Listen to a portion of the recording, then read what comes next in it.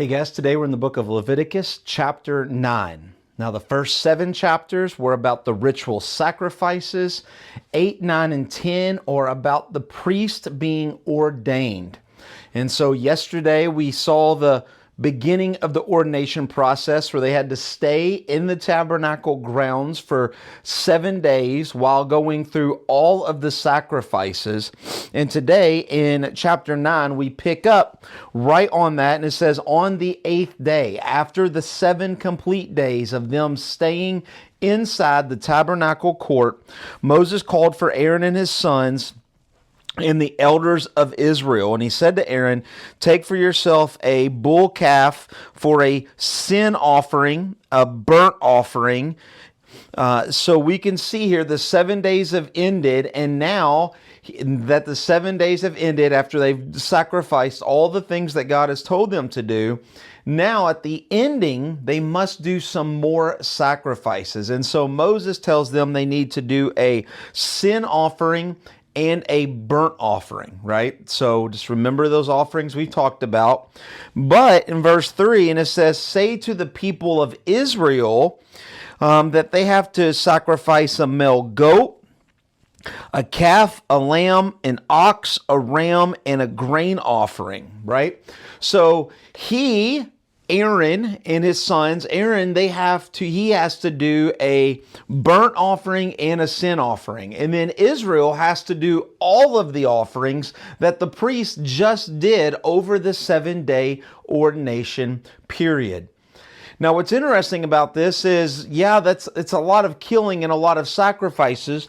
But for one, this is their job, right? They've been ordained to be priests, and they're going to have to continue do this over and over and over again. But now that the ordination process is done, they are officially priest, right? Priest in God's eyes. They are ordained. They are ready. And so this is the beginning of the sacrifices. We would say this is the first sacrifice of Israel, okay? And so what happens? Well, Aaron himself, he has sinned in the past 7 days. We don't know particularly, but we know that we all sin. So in the 7 days, he and his sons, they have sinned. So the first 2 offerings, the sin offering and the burnt offering, are for their personal sins.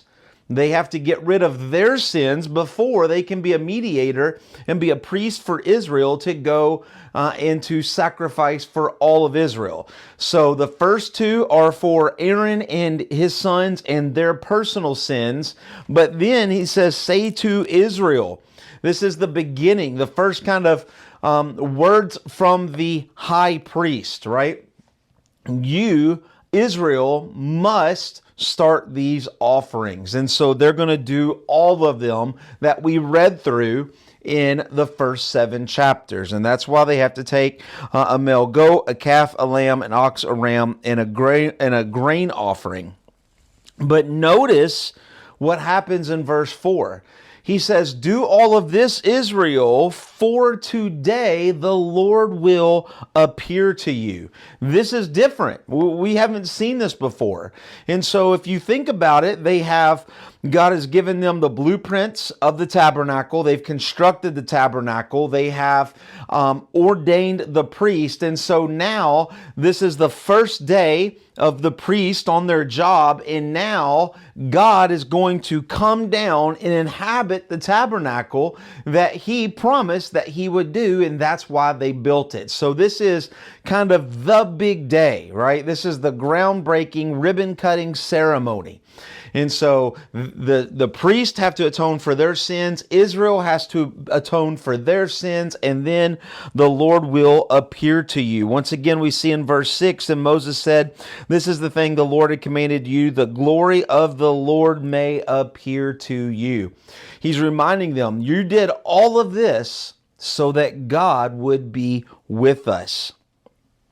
And so Moses told Aaron to draw near to the altar and offer your sin. Notice that, your, singular, right? Possessive. Offer your sin, Aaron. You have sinned. You have to atone for your sins before you can atone for anybody else's. And then we see later in verse 7, and for the people, the Israel, the people's sins, right? So all of these sins must be atoned for. So Aaron drew near to the altar and killed the calf of the sin offering, which was for himself. He dipped his finger in the blood, he put it on the horns of the altar, and he poured out the blood at the base of the altar. So we can see he's starting the sacrifices for his own sins. Verse 15, then he presented the people's offering as the high priest, right? As the priest. So now he is working, not just atoning for his own sins, but now he's working on behalf on all the people, the 2 million people of Israel. Then he presented the people's offering, and he took the goat of the sin offering and killed it. And then he took the burnt offering, the grain offering, verse 18, the peace offerings, verse 21, and the wave offering, right? Remember that from yesterday? The wave offering before the Lord as Moses commanded. Then, verse 22, Aaron lifted up his hands toward the people and blessed them. He has done all of these sacrifices, and he's done this to atone for their sins so that they could have a relationship with God. That's the whole point of this. And you could imagine that after Aaron does his sacrifices, he does all the sacrifices for Israel, everything is done as it was, and he lifts up his hands to bless Israel. This is a moment in the part of, even though he has been ordained technically, this is his first act for all of Israel. We can see his heart starting to turn for Israel. He no longer cares about himself, he cares about his flock, he cares about Israel. And so he cares about them so much that he wants to bless them. He blesses them, and he came down from the offering, the sin offering, and the burnt offering, and the peace offerings. Verse 23, and Moses and Aaron went into the tent of the meeting. Now, this is probably the first time that they are in the tent, right? In the actual tent of meeting, in the tabernacle. It's definitely the first time that Aaron has gone into the tent. And so Moses and Aaron go into the tent together, and probably Moses is giving him some instruction, right? Remember, God has given Moses this idea, the blueprints on how all of this is going to work. And so as the high priest, right, Moses is going in and he's showing them, here's the showbread, this is what you're going to do, here's the menorah, here's what you're going to do, here is the table of incense, here's what you're going to do, here is the Holy of Holies, right? So he has to show them and explain to him all that God has given to Moses while he was on Mount Sinai. And Moses and Aaron went into the tent of the meeting, and when they came out, they blessed the people, right? They blessed them. Aaron blessed them the first time, and now Aaron sees everything, sees what God does, and he comes out and he blesses them again. He wants them to understand and make sure. This is totally the heart of we would say today, of a pastor, right? But it's the heart of the high priest that truly cares about Israel. And so he blesses them, and the glory of the Lord appeared to the people. Now, we don't know what this looks like, right? But somehow God appeared all to Israel. Maybe it was by a pillar of fire. Maybe it was by just the glory of God. Maybe the presence of God put a deep feeling inside of their heart. We don't know what this looks like, and it really doesn't matter, but all of Israel, 2 million people, could sense and see the presence of God, right?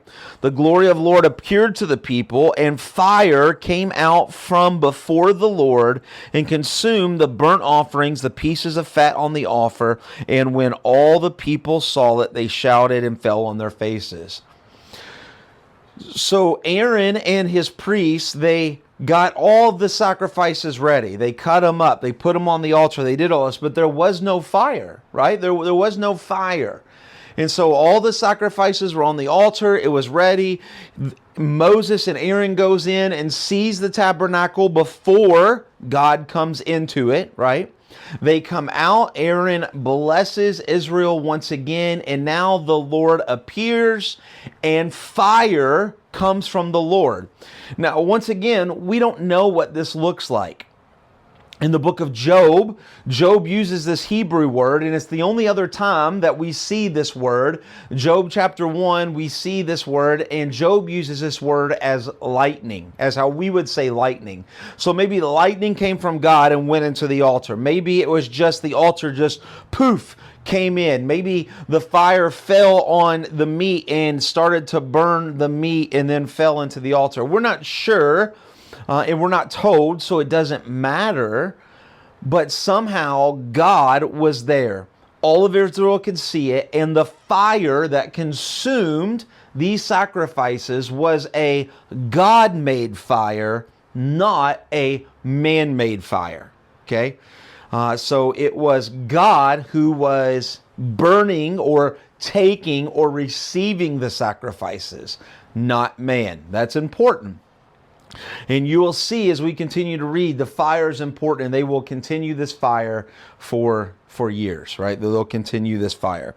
And so fire comes out, and when they saw this, when all of Israel saw this, they shouted and they fell on their face. What does it mean to fall on your face? It means that you would bow. They understood that this was God. This was presence. He was before them. He was holy. They were not. He was everything. They were not. And so they fell on their face, bowing down, showing that they are not worthy.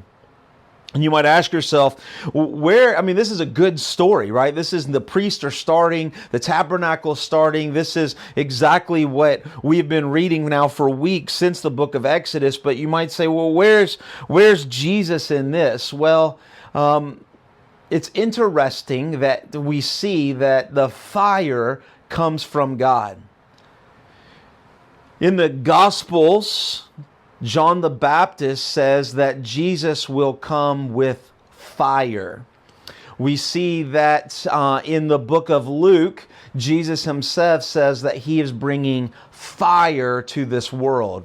In Acts chapter 2, after Jesus leaves, he leaves and he says, I will send the Parakalito, I will send the helper along, and we see the helper come, and it comes by fire. Right? In Pentecost, fire upon their heads. And so it's just interesting that we see a God who is there, who comes to earth, and he brings fire. And then we still see the same thing with Jesus. Right? Because Jesus is God and he comes with fire. Hope that makes sense. And we will see you tomorrow in Leviticus chapter 10. God bless.